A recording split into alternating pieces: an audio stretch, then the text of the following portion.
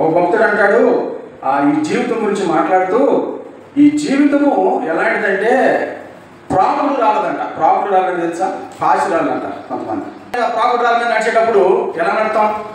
కాబట్టి ఇట్లా ఊరుకుంటా పాటలు పాడుకుంటూ వెళ్ళిపోతామా? చాలా కదా.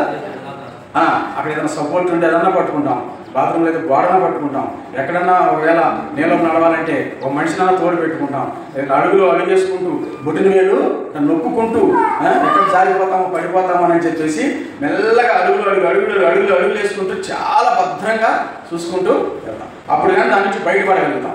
ఆ టైంలో నడిచేటప్పుడు గమనించండి, పక్క సూపులు ఉంటాయా? పక్కన ఏమైనా కూడా మనం చూడం, పక్కన ఎవరు పిలిచినా కూడా త్వరపడి తలకాయ తిప్పం.